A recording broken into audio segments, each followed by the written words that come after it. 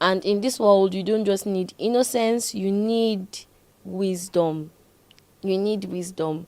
There are the old Nollywood films used to have situations where you have a girl and they'll tell you once they touch you, you get pregnant. That's how you grow up.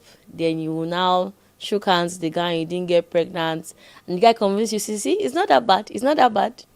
And then eventually they had sex with the girl on top of it's not that bad. I touched you and you didn't get pregnant. Um, this is 2024, but there are still ladies who think that to keep a guy, they have to sleep with him. These are good girls. They don't believe in sex before marriage, but they believe in this guy and his vision for love. Naivety will put you in the wrong place at the wrong time with the wrong people. When you are naive, you're not just in danger from guys, you are also in danger from ladies as well. So whatever the situation might be, shine your eye. You know, the interesting thing about the foolish virgins and the wise virgins is that they were all virgins. The foolish virgins were virgins, the wise virgins were virgins, so they were all innocent. But the wise virgins had that street smart. And I think it's something that we must intentionally learn. Some of us are too naive. Some of us are too trusting. Some of us are too open. And I think that it is a mistake that good girls make a lot. Abuse is a totally different thing. But if you're having sex with somebody by choice and this person is irresponsible, at what point do you say, I think I'm going to stop doing this? And then as a believer, when you realize that this is even a sin, I shouldn't even be doing this with this person. But the person says, if you love me, or if you want to keep me, or there are women out there. If there are women out there, let them go and meet the women that are out there. So some of us are too naive. Some of us don't even have an idea the way the world works. Some of us still kind of carry ourselves as children. Is a child you will tell, so I don't know if it would be best for you to be alone in this particular area with a man. And again, this is not a victim blaming situation where if something happens to a lady, you now say, what was she doing there? Because eventually the person who did the act is to be judged, not the person who is the victim. But I feel like there needs to be a wisdom with which we carry ourselves, a certain level of discretion, a certain level of wisdom. If you're naive, you constantly be in the wrong place at the wrong time with the wrong person. So, good girls, let's wisen up. Let me stop there. Another thing that naive good girls have in common is they have this ability to date people to change them. Good girls, it's a naivety. Because sometimes when all your life has been rosy, it's not always people who were abused or people who were in a toxic home that eventually end up in toxic relationships.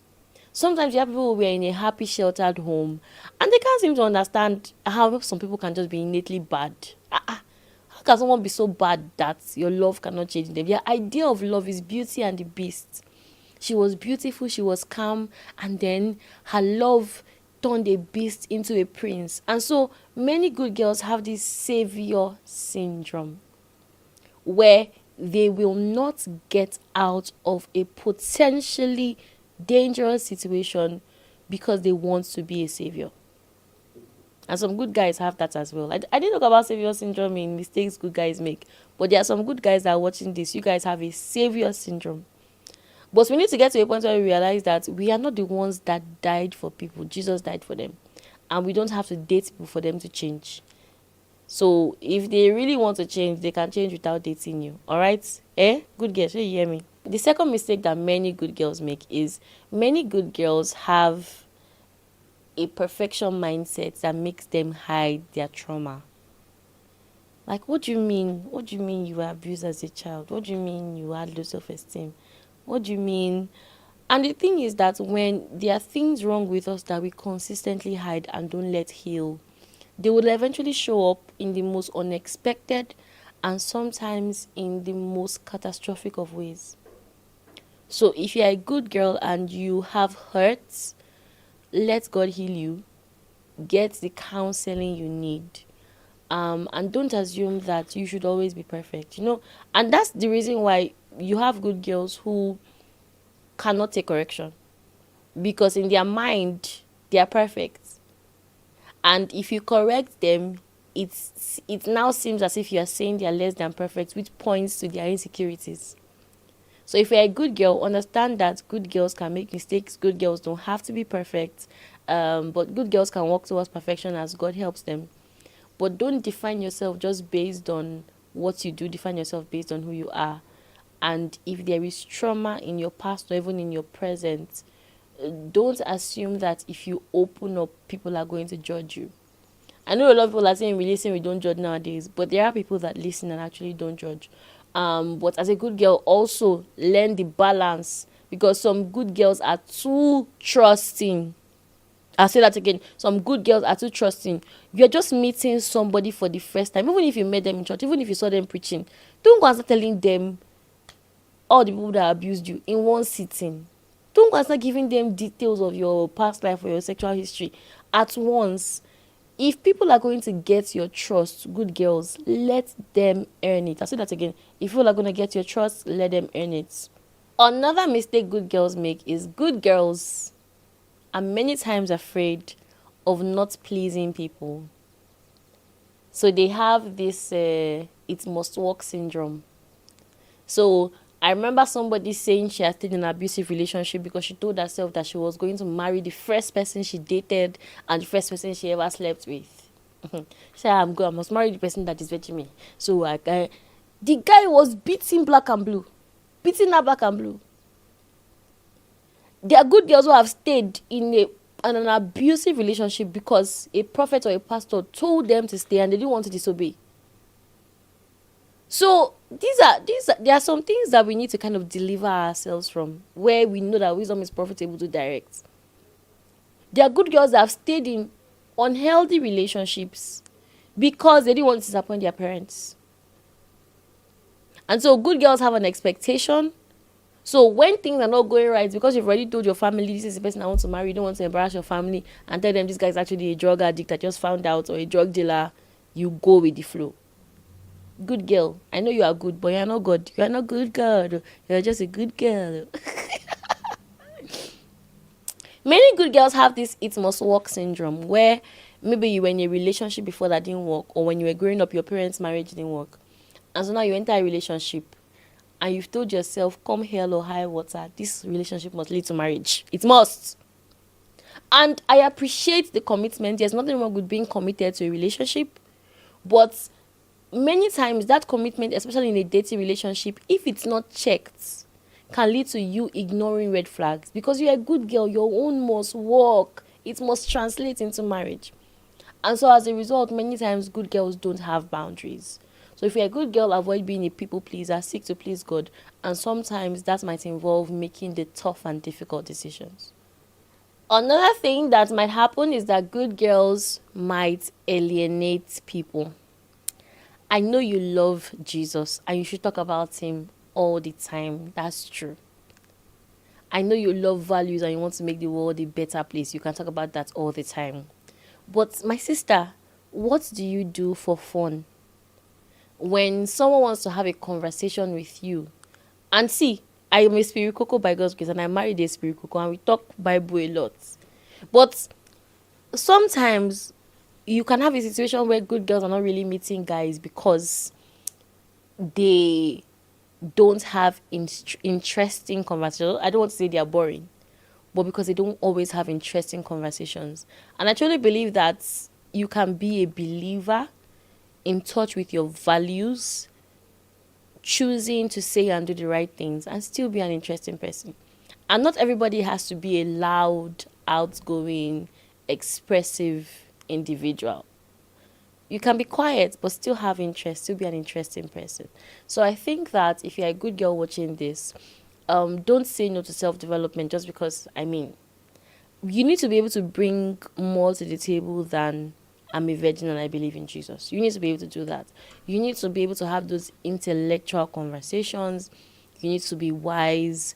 You need to be able to have fun in a way that you consider to be fun. Anyways, it doesn't have to be what every other person is doing. You don't have to go bungee jumping or fall out of an airplane or paragliding just to prove that you're a fun person. If that interests you, you can do it. But I think really seeking interest, I think it's something that can help you meet and connect with more people, so that Even when, because there are times when, even when my husband and I are not talking about the Bible, or we're not talking about the kingdom, which we do a lot of, we're still having conversations. We're still having conversations. So, as a good girl, don't just alienate people. Try and be warm. Try and be, try and be. You know, when I was in uni, I had this face. It was a stay off face, and I think it worked for me because God had told me not to enter a relationship at that time. So before you can even approach me as a guy, you pray very well.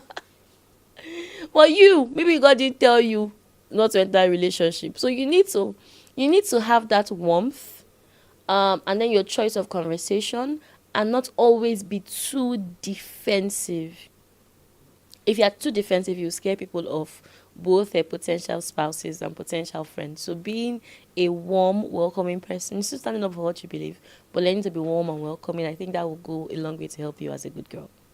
Another trap that some good girls fall into is some good girls go to the extreme of trying to prove that they're not that naive, that they're not that innocent. And so you have situations where, so I'll give you this example. I remember being in uni and I had a crush on a guy. I won't tell you anything about the guy. And I had a friend who said, I think I was talking about marriage, how I thought the guy might be as a husband. Like I had questions. So I have a question on this person. You know, ladies now, they've not spoken to you, but you've thought far. So I was like, with this choice of career that this person wants to do, will he be a good husband? And I remember someone who was a friend at the time saying, wait. Are you saying you just want to date this person and then marry? Like, are you trying to date with marriage in mind? And I was younger then, so I said, no, that I know that you can see enter a couple of different relationships. But really, what I really wanted to do was to date one person and marry that person, which I did, by God's grace. But because of the way she asked me that question, I didn't want to feel like, I'm just so naive. So I started saying things like, no, now I know you enter different relationships and you try and figure out who. If you are here and you are seeking the will of God for your life, and it's your first relationship, but you have dated intelligently and have made a decision to be with this person for the rest of your life, and that person has also made that decision, kudos to you. If you are here and it is your 8th relationship, but you are finally at a point where you know that this is what you believe God will have you do, and you've dated intelligently and this person is on the same page with you, also kudos to you. But what we shouldn't do is to try to behave out of character so we can prove to people that we belong. And I think that sometimes good girls care too much about acceptance. So when I spoke to the guys, I talked a lot about peer pressure. And there are some girls now that peer pressure is their problem. So you're constantly surrounded by girls who make you feel like you're not good enough, maybe because you're carrying your natural hair, or because you're not collecting money from guys, or because so some of you even need to change your friends because peer pressure is your problem. Any situation that makes you feel like you have to do something to prove yourself, that you have to do something that is out of character, any friendship that makes you feel like you have to own something you can't afford, or do something that is out of your value system just to win the friendship of another person, is a very, very toxic friendship, and you should run away. So, good girl, if you're a good girl, that's fine. But don't feel like you have to behave out of character just to win the friendship or the relationship of those around you. Another thing with good girls is that we tend to have, and I say we because I think I found myself in this situation a couple of times, we tend to have knowledge-based assumptions. If you are a Christian girl, you've gone for many conferences. You've gone. You know what they're going to preach. You know what they're going to say. And so when you enter a relationship, there's a tendency to just assume that you know everything, one, and two, your spouse is always wrong. And I don't think the movies help when, especially those Nollywood movies, where the lady will misbehave, and it's the guy that is still begging. So even as a good girl, you need to be open to still getting wisdom, and to be admitting and to admit rather when you are wrong. Some of you is not even admitting that you're wrong. It's even embracing the possibility that you might even be wrong in the first place. You might say, all these sons of Adam, church boys. But my sister, maybe you are the problem. So good girls, we need to look into the mirror more often than not and say, which area can I really do better?